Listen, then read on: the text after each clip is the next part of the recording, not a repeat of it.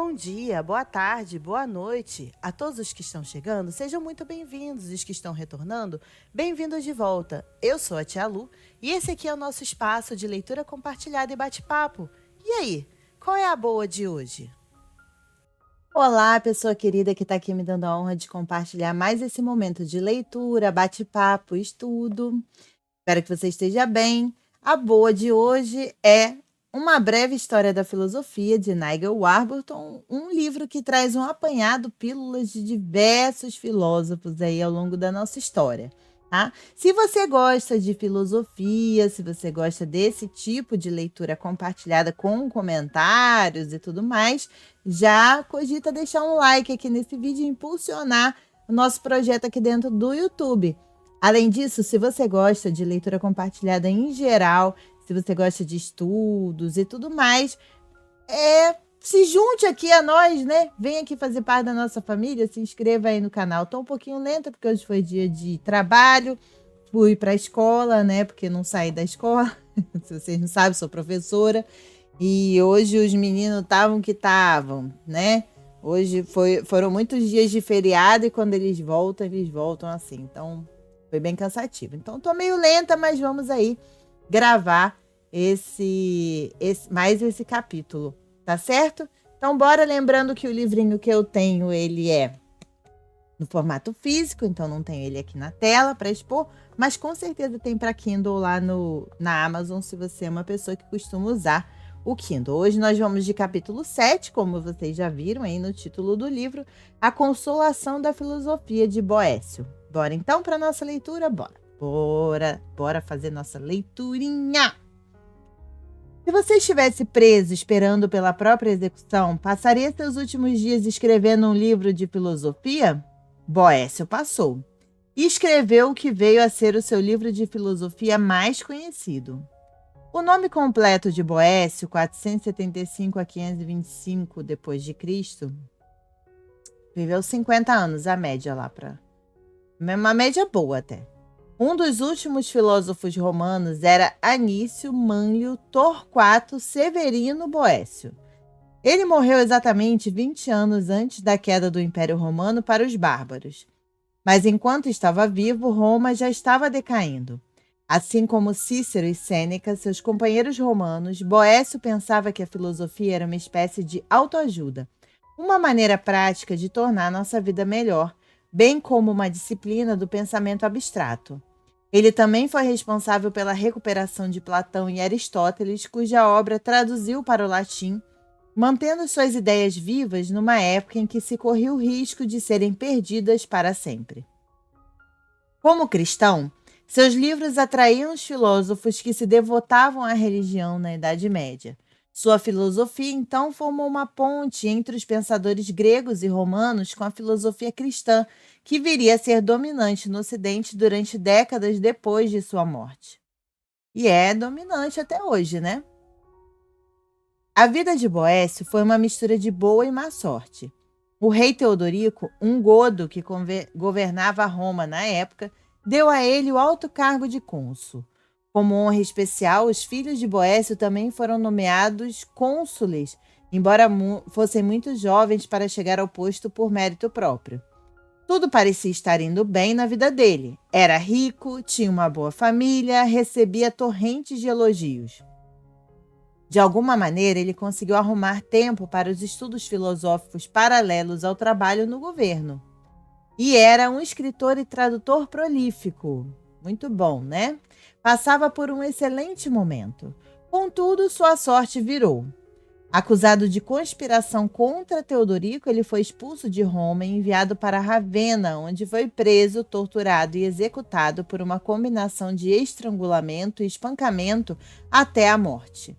Ele sempre afirmou ser inocente, mas os acusadores não acreditavam nele. Enquanto esteve na prisão, sabendo que morreria em breve, Boécio escreveu um livro que, depois da sua morte, foi amplamente difundido na Idade Média, A Consolação da Filosofia. O livro começa com Boécio dentro da cela, sentindo pena de si mesmo. De repente, percebe que há uma mulher olhando para ele. Ela parecia ser da altura normal dos seres humanos, mas às vezes parecia elevar-se até os céus. Usava um vestido rasgado, floreado com uma escada que começava na letra grega pi e terminava na letra grega teta. Em uma das mãos ela segurava um cetro, na outra livros. Essa mulher era a filosofia. Quando começou a falar, disse a Boécio no que ele deveria acreditar. Ela estava zangada por ele ter se esquecido dela e viera lembrar-lhe de como deveria estar reagindo ao que lhe acontecia. O resto do livro, escrito uma parte em prosa e uma parte em verso, é a conversa dos dois que trata sobre a sorte e Deus. A mulher, filosofia, aconselha Boécio. Ela diz a Boécio que a sorte sempre muda e que isso não deveria surpreendê-lo. Esta é a natureza da sorte, ser instável. A roda da fortuna gira. Às vezes estamos por cima, outras vezes por baixo. Pode ser que um dia um rei muito rico se veja na pobreza. Boécio tinha de aceitar que as coisas simplesmente eram assim. A sorte é aleatória. O fato de termos sorte hoje não garante a sorte de amanhã. Traz um pouco do estoicismo aqui, né, junto. Os mortais, explica a filosofia, são tolos por deixar que a felicidade dependa de algo tão estável, no caso a sorte. A verdadeira felicidade só pode vir de dentro, das coisas que os seres humanos conseguem controlar, e não de algo que a má sorte pode destruir. Esta é a posição estoica que vimos no capítulo 5 aí. Acabei de falar, né? Parece que eu estava adivinhando. É que eu não li esse livro ainda, tá? Eu tô lendo com vocês, junto com vocês. É inédito para mim. É isso que as pessoas hoje querem dizer quando se descrevem como filosóficas a respeito dos acontecimentos. Elas tentam não ser afetadas por aquilo que está fora do seu controle, como o clima ou quem são seus pais. Nada, diz filosofia para Boécio, é terrível em si. A terribilidade depende de como pensamos nela. A felicidade é um estado de espírito, não do mundo, uma ideia que Epíteto já havia reconhecido antes. Filosofia quer que Boécio volte-se para ela novamente. Ela diz que ele pode ser plenamente feliz apesar de estar preso esperando a morte. Ela vai curá-lo de todo o sofrimento. A mensagem é que riquezas, poder e honra não têm valor, pois podem ir e vir. Ninguém deveria basear a própria felicidade nesses fundamentos frágeis. A felicidade deve vir de algo mais sólido, algo que não pode ser levado embora. Como Boécio acreditava que viveria depois da morte, buscar a felicidade nas coisas mundanas e triviais era um erro. Afinal, ele perderia todas elas quando morresse. Mas onde Boécio pode encontrar a verdadeira felicidade? A resposta da filosofia é que ele a encontrará em Deus ou na bondade. As duas coisas acabam revelando-se ser a mesma. Boécio foi cristão desde cedo, mas não menciona isso em A Consolação da Filosofia. O Deus que filosofia descreve poderia ser o Deus de Platão, a pura forma da bondade, mas leitores posteriores reconhecem o ensinamento cristão sobre a falta de valor das honras e riquezas e a importância de se concentrar em agradar a Deus. Durante todo o livro, Filosofia lembra Boécio do que ele já sabe. Isso também é algo que vem de Platão, pois ele acreditava que as coisas que aprendemos são, na verdade, uma espécie de reminiscência de ideias que já temos. De fato, nunca aprendemos nada novo, apenas temos nossa memória refrescada. A vida é uma luta para lembrarmos o que já sabíamos antes. O que Boécio já sabia até certo ponto é que estava errado em se preocupar com a perda da liberdade e do respeito público. Essas questões estão amplamente fora do seu controle. O que importa é a sua atitude diante da situação e isso é algo que ele pode escolher. Isso é importantíssimo para a vida, inclusive, né? Porque as coisas que estão fora do nosso controle estão fora do nosso controle. É como o nome já diz, né? Aquilo que não está na nossa alçada, não está na nossa alçada. Agora, como a gente reage às coisas que acontecem, que estão fora do nosso controle, isso sim é da nossa competência. Então, como diz aquele ditado, né? A dor e o sofrimento é opcional, né? Como é que chama mesmo? Esqueci o ditado, mas vocês sabem qual é, né? Que a gente não controla a coisa que vai nos causar dor, mas ficar sofrendo por aquilo é uma opção nossa. né? Importante isso aí. Todavia, Boécio estava confuso com um problema genuíno que preocupava muitas pessoas que acreditavam em Deus. Sendo perfeito, Deus tinha de saber tudo o que acontecia, mas também tudo o que viria a acontecer. Ó, aquele mesmo questionamento lá de Santo Agostinho, né? Isso é o que queremos dizer quando designamos Deus como onisciente. Então, se Deus existe, ele tem de saber quem ganhará a próxima Copa do Mundo e o que eu vou escrever na próxima frase. Ele deve ter o conhecimento prévio de tudo o que vai acontecer. O que ele prevê deve necessariamente acontecer. Afinal, ele é onisciente, né? Isso é a definição. A dor é obrigatória e o sofrimento opcional. Lembrei, né? É isso aí. É assim mesmo, gente. Portanto, neste momento, Deus sabe qual será o desdobramento de todas as coisas. Disso segue-se que Deus deve saber qual será a minha próxima ação, mesmo que eu ainda não tenha certeza do que farei. No momento em que tomo uma decisão sobre o que fazer, parece que diferentes futuros possíveis surgem diante de mim. Se me vejo diante de uma bifurcação na estrada, posso ir para a direita ou para a esquerda ou simplesmente parar. Nesse momento, eu poderia parar de escrever e preparar um café. Ou posso escolher continuar digitando no computador. Ou eu posso escolher continuar lendo para vocês, ou eu posso escolher dizer assim, terminem vocês aí. Não, não vou fazer isso. Isso parece ser minha decisão, algo que escolho ou não fazer. Não há ninguém me forçando a tomar uma outra direção. De maneira semelhante, você poderia escolher fechar os olhos agora se quisesse. Fechei. Como pode Deus saber o que acabaremos fazendo? Então, eu tenho uma opinião aqui sobre isso, rapidamente compartilhada com vocês. O que essa onisciência desse ente, né, dessa consciência cósmica, né, que muitos chamam de Deus, outros de Alá, outros de Jeová, outros de Olorum, outros de Zambi, né, com vários nomes aí. O que ele tem é a consciência de todas as possibilidades que o ser humano... Eu acredito no livre-arbítrio.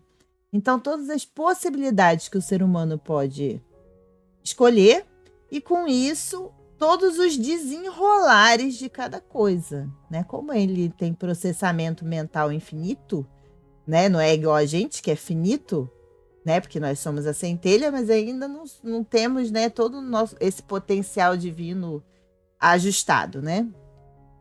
Então, como tem o processador dele, né, infinito, de capacidade infinita, então ele sabe todas as possibilidades, por exemplo, de agora, o que eu vou fazer, o que eu vou falar, e daqui todos os desenrolares, todas as linhas do tempo que nascem de cada ato de cada ser humano. É porque, assim, a coisa do infinito é uma ideia muito louca, né? Não é à toa que eu tenho aqui tatuado na minha mão, entre as tatuagens, esse infinito aqui, que foi quando eu terminei a faculdade de matemática. A gente faz conta com o infinito, mas a gente não tem... A gente na faculdade de matemática até, né? Em alguns cursos de ensino médio um pouco mais ligados à área de exatas, a gente faz conta com o infinito, porém a gente não tem ideia do que seja isso. A gente tem ideia de coisas muito grandes, não de infinito. Então, eu acho que é isso que acontece. Dentro do nosso livre-arbítrio, Deus conhece todas as possibilidades. Se Deus sabe quais são as nossas próximas ações, como podemos ter uma escolha genuína sobre o que iremos fazer? Seria a escolha apenas uma ilusão? Por exemplo, nessa onisciência, ainda apenas comentando, né? Também essa consciência cósmica, divina, infinita, sabe tudo o que a gente não faria dentro da nossa essência. É interessante, né, pensar que nosso leque de ações não é tão infinito assim, porque existem muitas coisas que nós não faríamos pela nossa índole, pelo nosso caráter, né? Então, seria a escolha apenas uma ilusão? Ou será que é mais ou menos desse jeito aí que eu pensei a respeito? Posso estar totalmente errada e tá tudo bem. Parece que não posso ter livre-arbítrio se Deus sabe tudo. Há 10 minutos, Deus poderia ter escrito num pedaço de papel: Nigel continuará escrevendo. Por ser verdade, eu necessariamente continuaria escrevendo, quer eu soubesse ou não disso naquele momento. Mas se ele fizesse isso, eu certamente não teria escolhido o que fiz, ainda que sentisse como se tivesse escolhido. É dizendo que a gente não teria o livre-arbítrio, né? Minha vida já estaria delineada para mim em cada mínimo detalhe. E se não temos nenhuma escolha a respeito de nossas ações, até que ponto é justo nos punir ou recompensar pelo que fazemos? Se não podemos escolher o que fazer, então como Deus pode decidir se iremos ou não para o céu? Porque se nós fazemos coisa errada, ele também já sabia, toda aquela discussão lá de Santo Agostinho, né? Isso é muito perturbador. É o que os filósofos chamam de paradoxo. Não parece possível que alguém soubesse o que farei e que ainda assim eu tivesse uma livre escolha sobre o que eu faço. Essas duas ideias parecem contradizer-se mutuamente. Contudo, ambas são plausíveis se acreditarmos que Deus é onisciente. Mas Filosofia, a Mulher na Cela de Boécio, tem algumas respostas. Ela diz que nós temos sim livre-arbítrio. Ele não é uma ilusão. Por mais que Deus saiba o que faremos, nossas vidas não são predestinadas. Ou, dito de outra forma, o conhecimento de Deus a respeito das nossas ações futuras é diferente da predestinação, a ideia de que não temos escolha sobre o que faremos. Nós ainda temos uma escolha sobre o que fazer. O erro é pensar em Deus como se ele fosse um ser humano. Exatamente. Essa humanização da divindade é que é uma furada, né? É uma coisa muito além da nossa compreensão. Que observa o desdobramento das coisas no tempo. Filosofia diz a Boécio que Deus é atemporal, fora de todo o tempo. Tem isso também, né? Enxerga passado, presente e futuro tudo junto. Isso significa que Deus apreende tudo em um instante. Deus vê passado, presente e futuro como uma coisa só. Nossa, estamos aqui conectados, né? Nós, mortais, estamos presos a um acontecimento após o outro, mas não é assim que Deus os vê. A razão de Deus conhecer o futuro sem destruir nosso livre-arbítrio e sem nos transformar em uma espécie de máquinas pré-programadas sem absolutamente nenhuma escolha é o fato de Deus não nos observar em nenhum momento específico. Ele vê tudo de uma única vez de maneira atemporal. E Filosofia diz a Boécio que ele não deveria esquecer que Deus julga os seres humanos em relação a como se comportam, as escolhas que fazem, mesmo que saiba de antemão o que farão. Se Filosofia tiver razão sobre isso e se Deus existe, ele sabe exatamente quando terminarei de escrever esta frase, mas continua sendo minha livre escolha terminá-la com um ponto final nesse exato momento. Você, enquanto isso, ainda é livre para decidir se vai ou não ler o próximo capítulo, que examina 2 argumentos a respeito da crença na existência de Deus. Aqui vem Anselmo e Aquino no próximo capítulo. E assim a gente termina aqui esse capítulo 7 sobre Boécio. E você pode procurar por aí esse livro, já deve ser, com certeza domínio público, né? Deve ter na internet. Eu vou dar uma procuradinha aí nesse livro, A Consolação da Filosofia. Quem sabe a gente não traga ele aqui, se ele for de uma forma interessante, a gente não traga ele aqui. E aí, por hoje foi isso. Espero que vocês estejam gostando dessa série aqui de filosofia. Eu gosto muito de filosofia. E se você estiver gostando, já faz aquilo tudo. Dá um likezinho, se inscreve no canal, comenta aí se você já conhecia Boécio, se é um filósofo que você já estudou, já ouviu falar em alguma vez, viu? Aqui embaixo tem os links das minhas redes sociais, Twitter e Instagram. Twitter eu não tenho usado muito, é verdade, mas no Instagram eu tô sempre por lá. E aqui em cima tem uma playlist com todos os capítulos que a gente já leu até o momento de Uma Breve História da Filosofia. Se você estiver chegando depois, de repente já tem até o livro completo aqui para você fazer uma maratona filosófica, tá bom? Espero que vocês fiquem bem, cuidem-se bem. Um beijo enorme, paz e luz. E até a próxima. Tchau. Tchau. Tchau, tchau, tchau. Hoje tem musiquinha até o final, ó, que belezinha. Que belezinha! Bora que vamos!